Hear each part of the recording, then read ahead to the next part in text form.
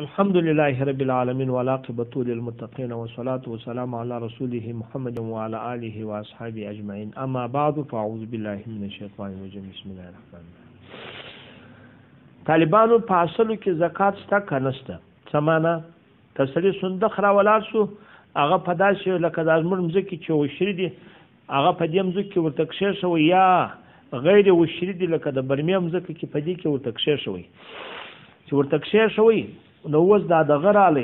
دغه مچمچي راللې اصل یې پکښې واچول په دې کې زکات شته که نشته هغه دایمي ثلاثه وو او دغه رقم د یارانو زموږ کول دا دی چې په دې کې زکات نشته دلیل یې دوی ټوله دا خبره کوي چې هغه څوک دی هغه عمر بن عبدالعزیز او بعضې آثار نور هم شته چې هغه دغه اخذ د زکات یې نه جنې کوه دا مخرجه د مځکې هم نه دی لیکن خو طالبانو ابو سیاره وایي چې نه نبی علیه السلام ته راغی یا رسول الله ان لی هغه نحلا زما د پاره مچمچیانې دي څه په وکړم قال له رسول الله صلی الله علیه وسلم ادي العشره تا ادا که څوک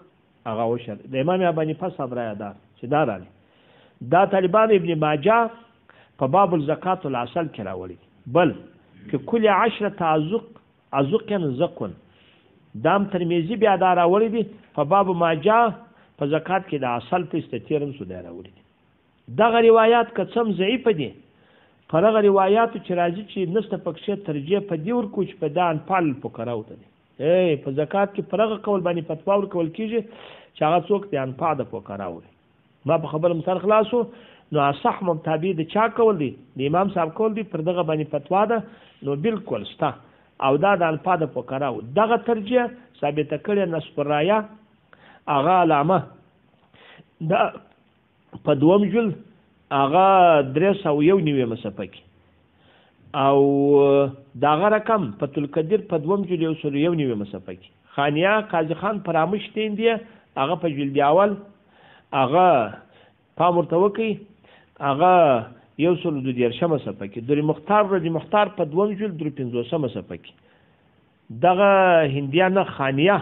په جلد اول 12 صفحه کې او هندیه په جلد اول 114 صفحه کې پر دغه باندې فتوا ده په دې کې څوک څنګه زکات شته ما په خبره مثال خلاص یعنی په اصلو کې چالته اکثر دی هغه لسم من دی لسم کیلو ده لسم کلج وی کډیر وی تعداد هم نه لري هغه څوک هم نه لري هغه نصاب زکات پکښې دی والله سبحانه